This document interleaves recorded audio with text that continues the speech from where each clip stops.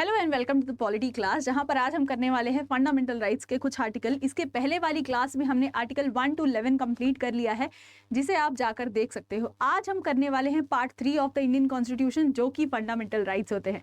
चलिए बिना देरी किए इसको स्टार्ट करते हैं। अगर हम बात करते हैं दोस्तों फीचर्स ऑफ फंडामेंटल राइट्स की, या फिर सबसे पहले फंडामेंटल राइट्स की ही अगर हम बात करते हैं तो कहाँ से आता है, क्यों आता है, आखिर किसके मन में विचार आया कि ये फंडामेंटल राइट्स हमें देने चाहिए। तो आपको पता होगा किंग जॉन ब्रिटेन के थे, जिन्होंने क्या किया, सबसे पहले अपने फार्मर्स जो फील्ड में वर्क कर रहे थे उनकी मांग के बाद क्या किया, उनको फंडामेंटल्स कुछ मौलिक अधिकार दिए। और कब दिए ये, तो 1215 में ये दिए थे।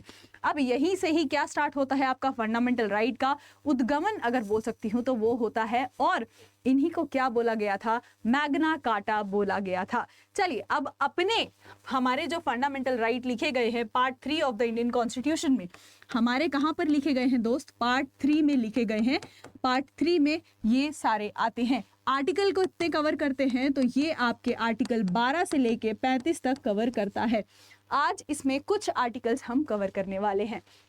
सबसे पहले अगर हम बात कर लेते हैं फंडामेंटल राइट्स के फीचर्स की, तो फीचर क्या होता है, आपको येलोइश में ये नहीं दिख रहा होगा, still I can explain you, I explain you, ठीक है। अवेलेबिलिटी किसको होती है दोस्तों, तो सारे सिटीजन्स को, सारे पर्सन को क्या होता है, ये अवेलेबल होता है। लेकिन कुछ आर्टिकल ऐसे होते हैं जो सिर्फ और सिर्फ सिटीजन को अवेलेबल होते हैं। तो कौन से आर्टिकल होते हैं वो मुझे आप कमेंट्स में ज़रूर बताइएगा। जैसे मैंने कल एक क्वेश्चन पूछा था कमेंट में, उसका आंसर भी आप वहाँ दीजिएगा, यहाँ पर भी ये मुझे ज़रूर से बताइएगा, मैं एंड में इसे बता दूंगी।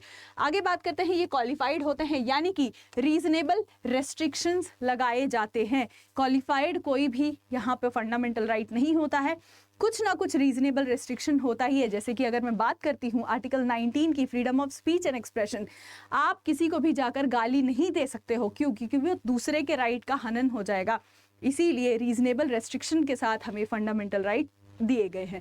आगे बात करते हैं तो ये जस्टिसिएबल है, बिल्कुल जस्टिसिएबल है, यानी कि अगर कोई भी आपके इन आर्टिकल्स का हनन कर रहा है, या वो या तो स्टेट हो या तो कोई ह्यूमन बीइंग हो, आप उसके खिलाफ सुप्रीम कोर्ट में या हाई कोर्ट में जा सकते हो। आगे अगर हम देखते हैं यहाँ पर ये क्या होता है, चेक्स अथॉरिटेरियनिज्म, यानी कि आर्बिटरी एक्शन अगर स्टेट लेना चाहता है, स्टेट ऐसा लॉ बनाना चाहता है कि लोग आना जाना बंद कर दें कहीं, लोग पॉलिटिकल पार्टीज के खिलाफ बोलना बंद कर दे कहीं, तो ये स्टेट लॉ नहीं बना सकता है। तो स्टेट का जो एक राक्षस रूप हम नहीं देख रहे हैं, क्यों नहीं देख रहे हैं दोस्त, क्योंकि हमारे पास क्या है, फंडामेंटल राइट है। आगे बात करते हैं, और वो भी लिखे हुए फंडामेंटल राइट है, जिसे तो कोई नकार सकता ही नहीं है। आगे देखते हैं तो इनमें कुछ राइट्स होते हैं जो पॉजिटिव होते हैं, कुछ नेगेटिव होते हैं। नेगेटिव होते हैं तो क्या नेगेटिव असर करने वाले हैं, नहीं, उसमें ये बताया जाता है कि क्या नहीं करना है, और किन्हीं राइट्स में बताया जाता है कि क्या करना है, इसीलिए उनको पॉजिटिव और नेगेटिव राइट्स में बांटा गया है। आगे बात करते हैं तो ये परमानेंट राइट नहीं होते हैं। ये जो फंडामेंटल राइट है दोस्त, ये परमानेंट राइट्स नहीं होते हैं। जो हमारी पार्लियामेंट है वो जब चाहे तब इन राइट्स को ले सकती है हमें, और कब होता है ये तो आप देखते हो, नेशनल इमरजेंसी लगती है तब हो सकता है, इंटरनल इमरजेंसी होती है तब कुछ राइट्स जाते हैं, एक्सटर्नल इमरजेंसी होती है तब कुछ जाते हैं, ठीक है। रेस्ट्रिक्शंस होते हैं, यस रेस्ट्रिक्शन होते हैं, किसको होते हैं, तो आपने सुना होगा जो आर्म्ड फोर्सेस में सर्व कर रहे हैं, जो मार्शल लॉ लगता है, ये सब में भी क्या होते हैं, हमारे लिए रेस्ट्रिक्शंस होते हैं। If you are working in armed forces, अगर आप सर्व कर रहे हो, भारत के सोल्जर हो, तब आपके ये फंडामेंटल राइट्स नहीं रहते हैं। मैं आपको आर्टिकल 32, 33 ये सारा कुछ अच्छे से एक्सप्लेन करने वाली हूँ। चलिए, ये कुछ फीचर्स थे आपके हमारे इंडियन पॉलिटी के फंडामेंटल राइट्स के। आगे बढ़ जाते हैं, कहाँ से कहाँ तक है ये, तो 12 से स्टार्ट होता है, तो आर्टिकल 12 पर चलते हैं। आर्टिकल 12 क्या देखता है, क्या बताता है, तो आर्टिकल 12 हमें डेफिनेशन देता है दोस्त स्टेट की। आर्टिकल 12 हमें किसकी डेफिनेशन देता है, स्टेट की, राज्य की। क्यों मैम, क्यों आखिर ये आर्टिकल 12 हमें डेफिनेशन ऑफ स्टेट देता है, क्योंकि ये जो हमारे फंडामेंटल राइट्स है मेरे दोस्तों, ये किसके खिलाफ है, ये किसके खिलाफ है, तो ये स्टेट के खिलाफ है। किसको दिए गए हैं, तो ये सिटीजन को दिए गए हैं। अगर मेरा फंडामेंटल राइट, जैसे कि राइट टू इक्वालिटी की बात करूँ, वो तो उसमें तो बहुत सारे रेस्ट्रिक्शंस या रीजनेबल रेस्ट्रिक्शन है। अगर मैं बात करती हूँ right to freedom of speech and expression की, मुझे सरकार ने मना कर दिया कि मैं, यानी कि सरकार जो भी गलत काम कर रहा है, जो भी गलत लॉज बना रहा है, जो भी वोट देने के बाद जो वादे किए हैं वो कंप्लीट नहीं कर रहा, तो मैं सरकार के खिलाफ कुछ नहीं बोलूँगा, मीडिया में कुछ नहीं बोलूँगा जिससे मैं बात करता हूँ। तो क्या ये मेरे फंडामेंटल राइट का हनन है? बिल्कुल है। तो स्टेट क्या कर सकता है? ऐसे एक्शंस ले सकता है, स्टेट के पास पावर है। लेकिन स्टेट लेता क्यों नहीं है? क्योंकि हमारे पास क्या है? फंडामेंटल राइट्स लिखे हुए हैं।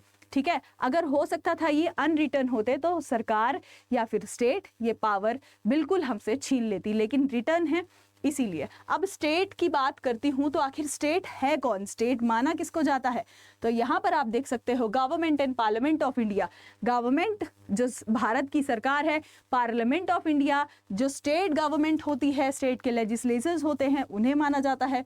और यहाँ पर देख सकते हो आप म्युनिसिपैलिटीज, डिस्ट्रिक्ट, बोर्ड्स, ये सब कुछ जो इम्प्रूवमेंट ट्रस्ट्स होते हैं, जिनमें भी सरकार का हाथ है या इन्वेस्टमेंट है या फिर हैंडलिंग में, एडमिनिस्ट्रेशन में कुछ भी है, तो वो सब आप किसको काउंट करोगे? वो स्टेट में काउंट हो जाएगा दोस्तों।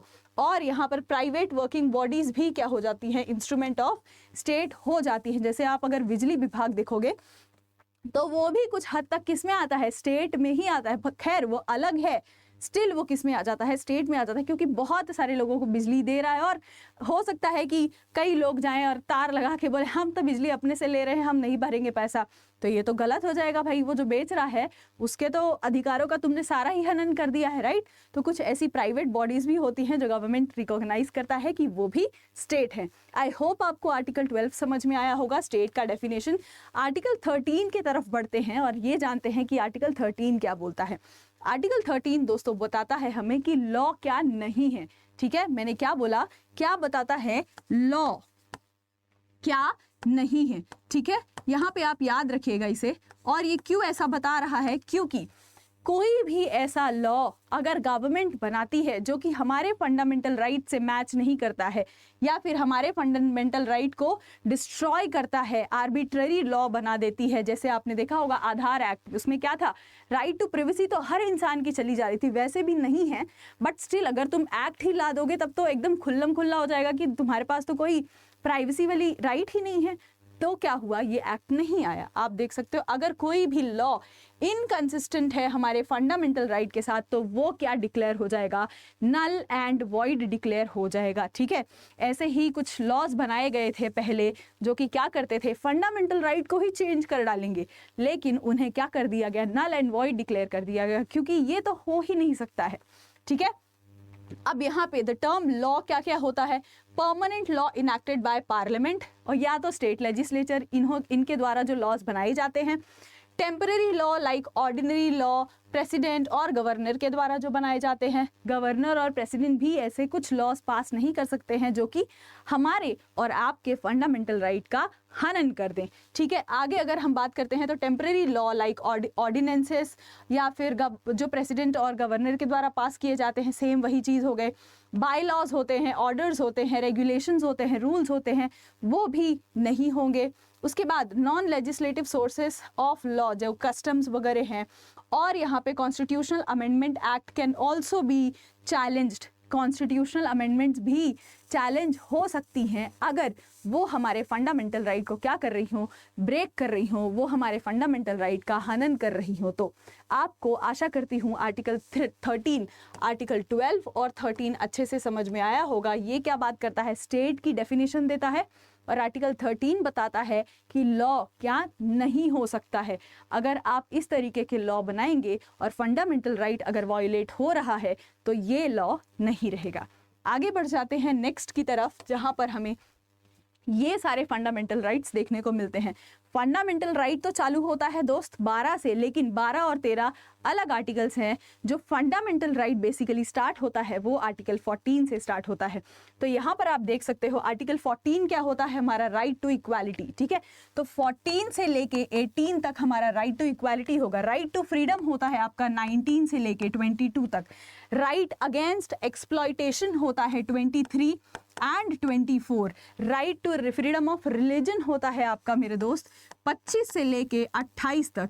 यहाँ पर 25 से लेके 28 तक, और ये कल्चरल एंड एजुकेशनल जो राइट्स होते हैं ये कितने होते हैं आपके, तो ये आपका 29 एंड 30 होता है।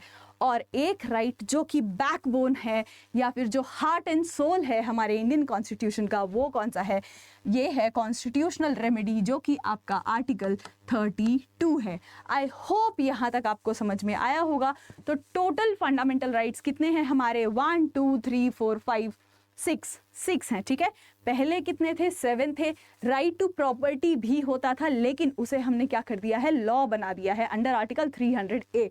तो अब क्या है, वो लॉ है, फंडामेंटल राइट नहीं है।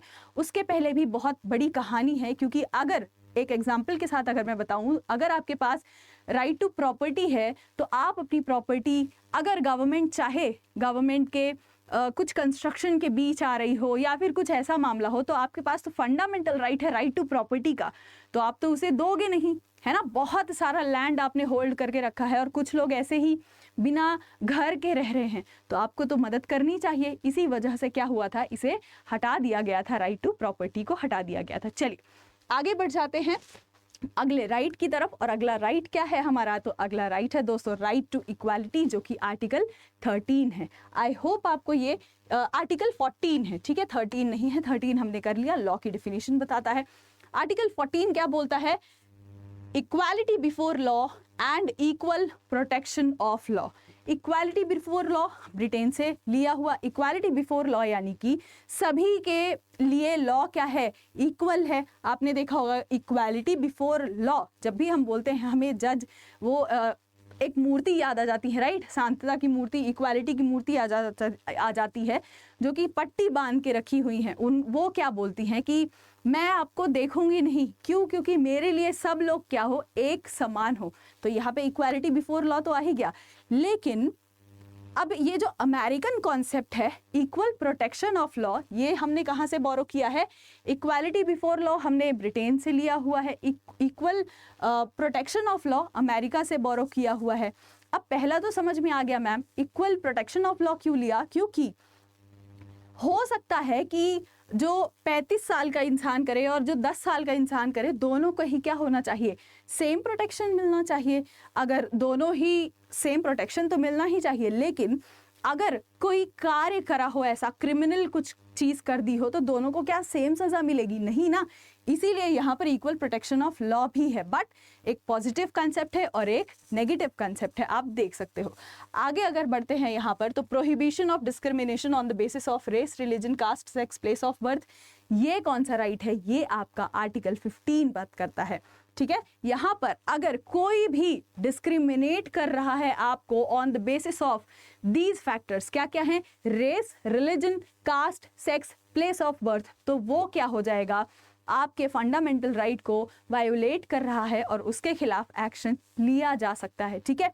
अब इसमें भी दोस्तों रीजनेबल रेस्ट्रिक्शंस हैं, वो आपको याद रखने होंगे। अगर हम पब्लिक प्लेसेस की बात करते हैं तो सभी लोगों के लिए सेम रूल्स रहेंगे, लेकिन अगर हम प्राइवेट प्लेसेस की बात करते हैं, जैसे कि प्राइवेट प्लेस में किसी ने जकूजी बनवाया है या किसी ने अपना एक स्विमिंग पूल बनवाया है और आपको एक्सेस करने से मना कर रहा है, तो आप बोलेंगे कि हो सकता है मेरे रंग की वजह से, या फिर मैं कम पढ़ा लिखा हूँ, या फिर मैं कहीं सर्टेन प्लेस से आता हूँ उसकी वजह से है, तो ये माना नहीं जाएगा, क्योंकि वो क्या है, उनका प्राइवेट पूल है, ठीक है।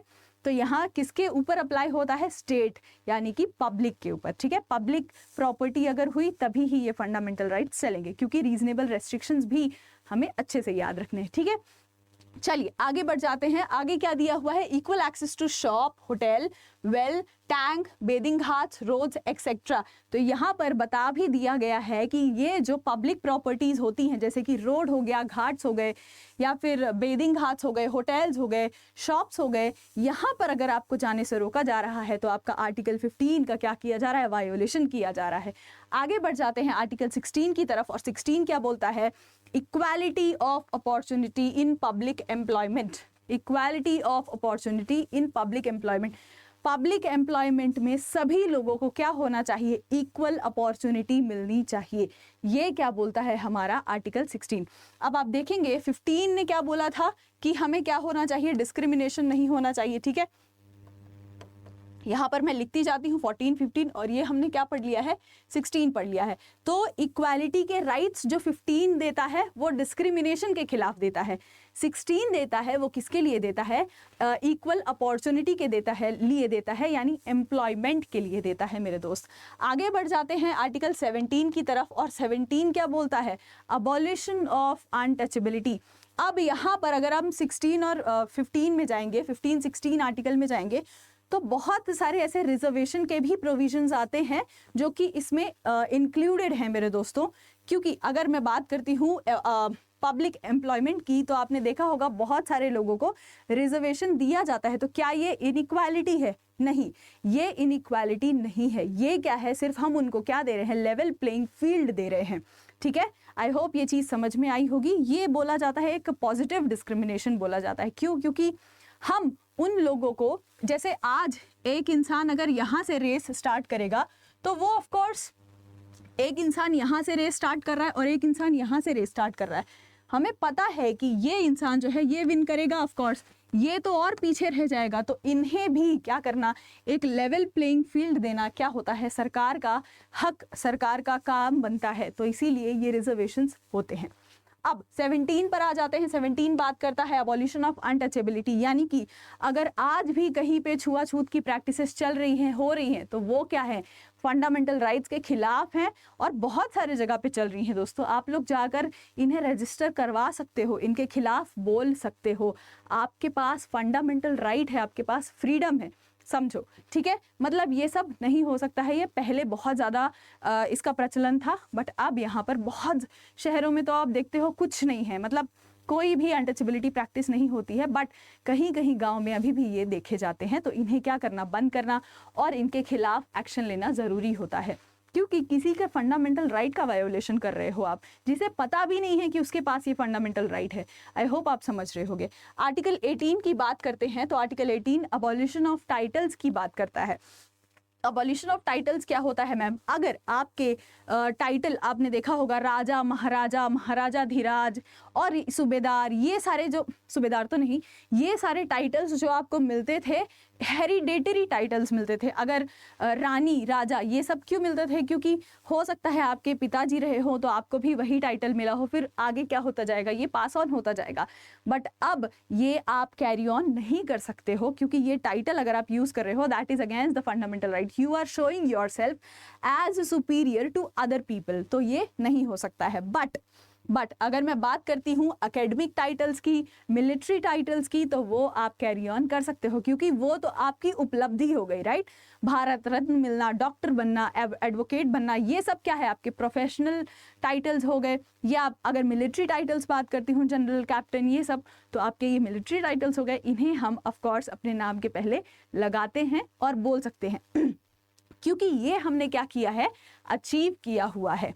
आगे बढ़ते हैं अगले आर्टिकल की तरफ दोस्तों। अगला आर्टिकल क्या बोलता है, right to freedom. Right to freedom जैसा मैंने आपको बताया 19 से 22 तक है, वो देख लेते हैं।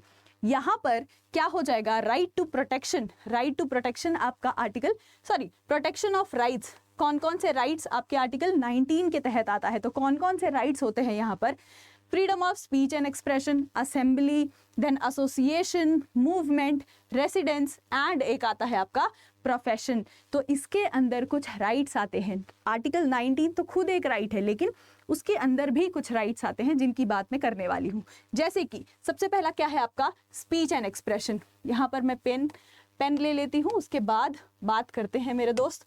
तो यहाँ पर अगर मैं बात करती हूँ स्पीच एंड एक्सप्रेशन, उसके बाद है आपका असेंबली, उसके बाद है एसोसिएशन, उसके बाद है मूवमेंट, उसके बाद है रेसिडेंस एंड उसके बाद है प्रोफेशन। तो आप याद रख सकते हो इसे किस तरीके से, सैम रिसाइड्स इन पुणे या फिर पेरिस। तो सैम कौन हो गया, मेरा दोस्त है एक जिसका नाम क्या है, सैम है, SAAM, और वो कहाँ पे रहता है, तो वो पेरिस में रहता है भाई।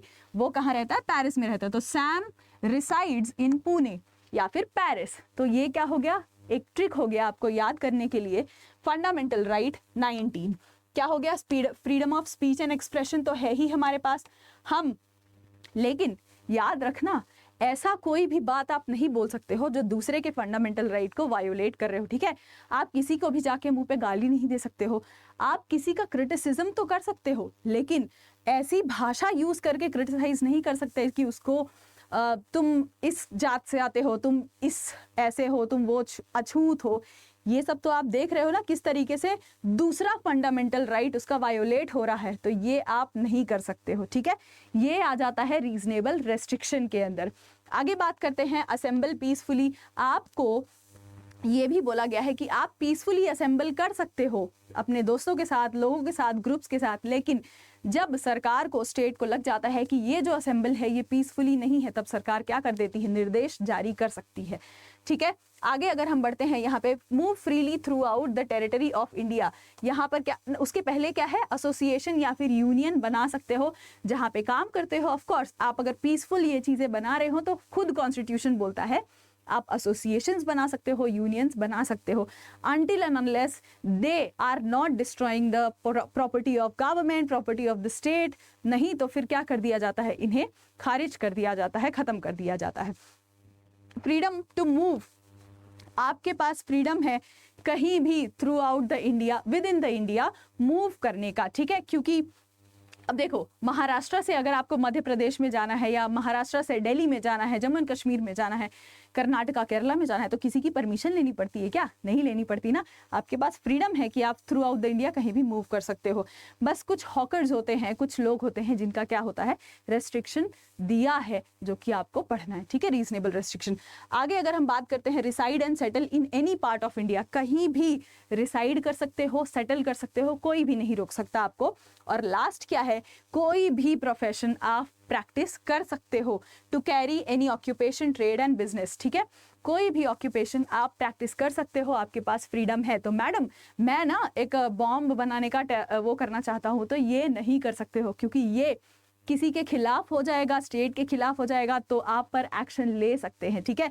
वही प्रोफेशन आप प्रैक्टिस कर सकते हो जो कि लोगों को क्या कर रहा है, लोगों के राइट्स वायोलेट नहीं कर रहा है, ठीक है। अगर आप ये भी चाहो कि मैं ऐसा कोई भी बिजनेस करना चाहता हूं जो कि मोनोपोली क्रिएट करता हो बाजार में, तो अब भारत में वो भी नहीं हो सकता है, ठीक है। क्योंकि सबके पास राइट टू इक्वालिटी है भाई, सब करना चाहेंगे वही बिजनेस। अब आप देखते हो कि किसी एक ने जो स्विगी स्टार्ट किया, कितने स्विगी बन गए भाई, अलग अलग नाम है लेकिन बहुत सारे हैं ये सेम पैटर्न के चीजें। तो अब कहीं भी मोनोपोली की, सब लोग क्या है, फ्री हैं प्रोफेशन प्रैक्टिस करने के लिए। तो ये आपका आर्टिकल 19 था। आगे अगर हम बात करते हैं कौन से आर्टिकल की मेरे दोस्त, तो यहाँ पर बात करूंगी protection in respect of conviction for offence. ये आपका आर्टिकल 20 बन जाता है। अगर आपने कोई भी ऑफेंस किया है और आपको कन्विक्ट कर रहे हैं, तो उसमें भी आपको प्रोटेक्शन देता है। और कौन सा आर्टिकल देता है, तो आर्टिकल 20 देता है, ठीक है। आगे बढ़ते हैं आर्टिकल 21 की तरफ। और 21 क्या कहता है, तो right to life and personal liberty. Right to life and personal liberty, article 21 बहुत बड़ा आर्टिकल है, बहुत सारे राइट्स देता है। और कुछ केसेस हैं जिनसे क्या होते हैं, राइट्स ऐड होते जाते हैं, ठीक है। Right to life and personal liberty, आपके पास जो डिग्निटी से जीने का हक है, आपके पास जो right to marry a person of your choice है, आपके पास जो right to live in a clean environment है। वैसे ये तो राइट बहुत खराब है, दिल्ली वालों के लिए हो या पूरे ऑल ओवर इंडिया ही हो भाई, दिल्ली वालों के लिए ज़्यादा जहरीला है, बट ये राइट कुछ सही लगता नहीं। आप कमेंट में ज़रूर बताइएगा मुझे। तो ये सारे राइट्स दोस्तों हमें कौन से आर्टिकल के तहत मिलते हैं, तो आर्टिकल 21 के तहत मिलते हैं, जो हमें प्रोवाइड करता है एक शान से जीने का, एक अपने रिस्पेक्टफुल लाइफ जीने का अधिकार देता है, आर्टिकल 21 देता है। अब यहाँ पर 21A भी है मेरे दोस्त, यहाँ पर 21A भी है, जो कि क्या है, राइट टू एजुकेशन है। राइट टू एजुकेशन है, 6 to 14 ईयर्स के एज के बालकों को, बालिकाओं को कवर करता है ये, ठीक है। कौन से अमेंडमेंट से ऐड हुआ है मुझे आप कमेंट्स में ज़रूर बताइएगा। आगे बात करें अगर हम article 22 protection against arrest and detention, यहाँ पर आप देख सकते हैं प्रोटेक्शन अगेंस्ट अरेस्ट और डिटेन कर लिया है या अरेस्ट कर लिया है, तो आपको प्रोटेक्ट करता है। कौन करता है मेरे दोस्त, आर्टिकल 22 करता है। अब यहाँ पर आप देखते होंगे कि प्रिवेंटिव डिटेंशन आता है और प्यूनिटिव डिटेंशन आता है, ठीक है। प्यूनिटिव डिटेंशन और प्रिवेंटिव डिटेंशन दोनों से ही आपको बचाता है और आपके कुछ हक भी हैं यहाँ पर देता है। कौन सा आर्टिकल? आर्टिकल 22, जिससे आप बच सकते हो। लेकिन यहाँ पर भी क्या है आपके दोस्त, रीजनेबल रेस्ट्रिक्शंस होते हैं। ठीक है, चलिए अब यहाँ पर हमने आर्टिकल 19 कर लिया है, 20 कर लिया, 21 कर लिया, 21A कर लिया है एंड 22 कर लिया है। यहाँ पर एक सेल्फ इंक्रिमिनेशन अगर मैं बात करूँ या फिर आपका कुछ सैंपल वगैरह कलेक्ट करना है, ये सब किस में आता है? आर्टिकल 20 में आता है। इसके तहत भी आपके पास कुछ राइट्स होते हैं जो कि हम पढ़ चुके हैं। ठीक है, तो हमने यहाँ पर आज कौन कौन से राइट्स कवर किए हैं? तो राइट टू इक्वालिटी कवर किया है and right to freedom cover किया है। नेक्स्ट क्लास में हम फंडामेंटल राइट की आगे के राइट्स पढ़ने वाले हैं, जो कि राइट अगेंस्ट एक्सप्लॉयटेशन है, right to freedom of religion है, कल्चरल एंड एजुकेशनल राइट्स है एंड और कौन सा एक राइट होगा आपका? तो कॉन्स्टिट्यूशनल रेमेडी होने वाला है। आई होप आपने ये क्लास एंजॉय करी होगी एंड अपने दोस्तों के साथ जरूर शेयर करेंगे। नेक्स्ट क्लास के लिए स्टे ट्यून्ड, तो क्योंकि ये बहुत मज़ेदार रहने वाली है और आपको जल्दी से ही कंसेप्ट सिखा के जाने वाली है। तब तक के लिए पढ़ते रहिए, मस्त रहिए। जय हिंद, जय भारत।